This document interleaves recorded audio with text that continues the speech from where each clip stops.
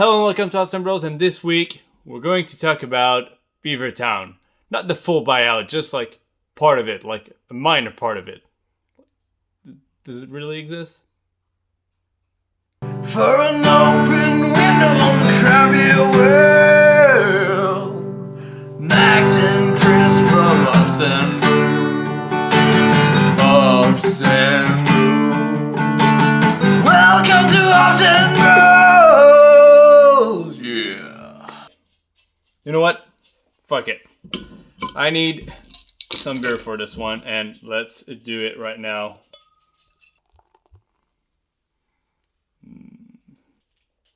Micro le Castor.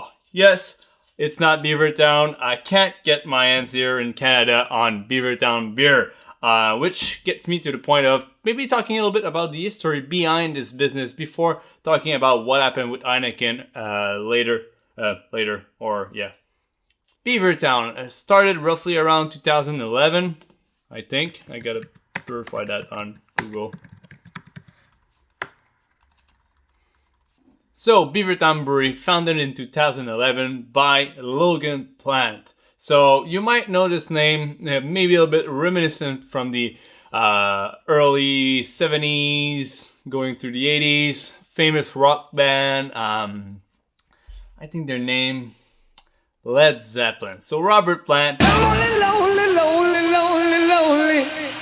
lead singer of Led Zeppelin, his son, Logan Plant, started Beavertown Brewery back in 2011, a small London pub with a small brewery out there.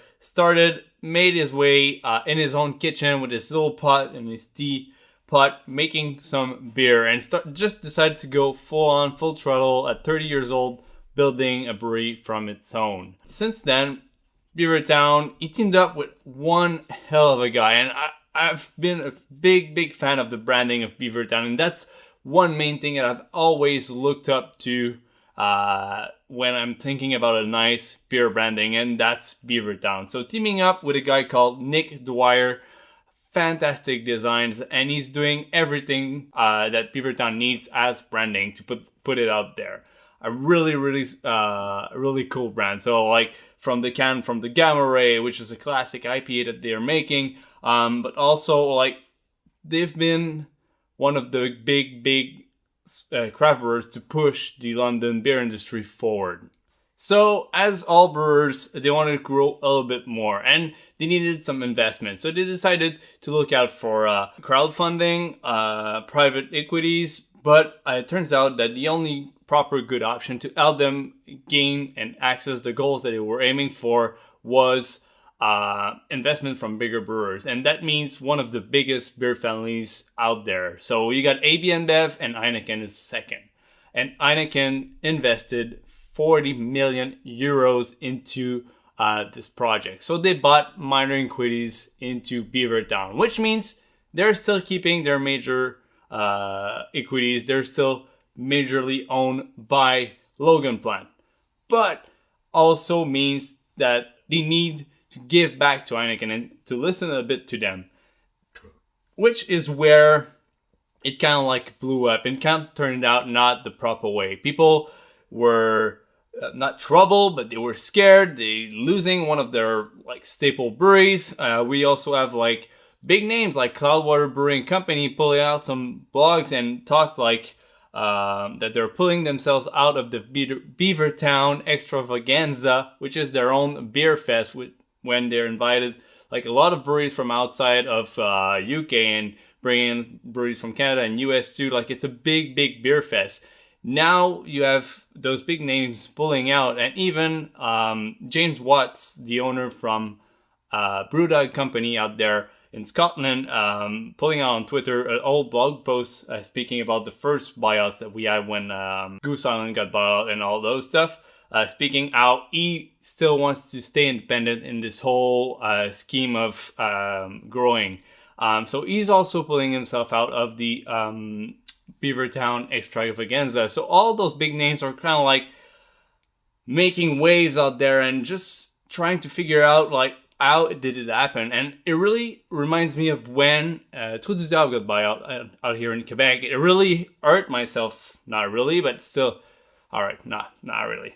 But still, it makes me feel like there's a part of me that feels that it's not the right thing to do. But I know $40 million, 40 million euros are invested in this brewery, and they're creating 150 jobs, which means this beer will probably be now available to me. So I won't have to talk about Le Castor instead of talking about Beavertown. So that's where the kind of like the little joke comes in.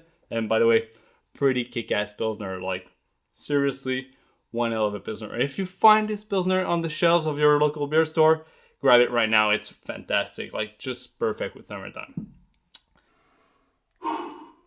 But what I want to do here today is have a discussion with you guys. And how do you feel about minor stakes? Like, it's not a big buyout. Like, it's not the full name that got bought out and pulled out of the industry, or just moving forward with that. Like, what do you think about it? Does it still means they're sellouts, or they're still the same good guys and they still have their own independent thoughts behind whatever beer they'll be brewing or whatever decisions they make regardless the fact that they've been bought by Heineken?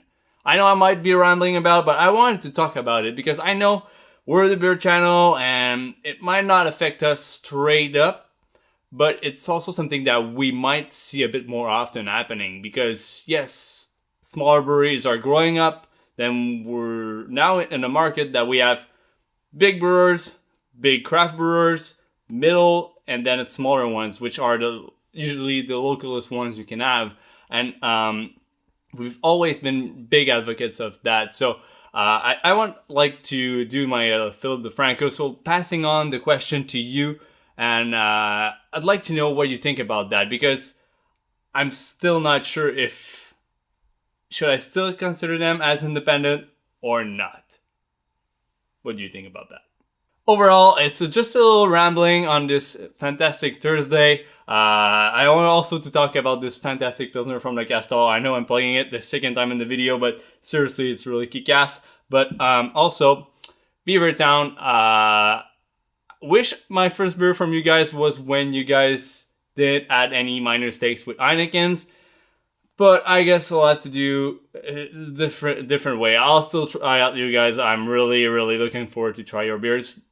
Your branding looks awesome, everything. So don't take it the bad way. It's a good way to just get the conversation going. So if you enjoyed this little video, or you enjoy everything about beer, then here on YouTube is the right way to be. So leave a like on the video, subscribe to the channel, and I'll see you in the next video, guys, because yeah, that's what we do here. So cheers.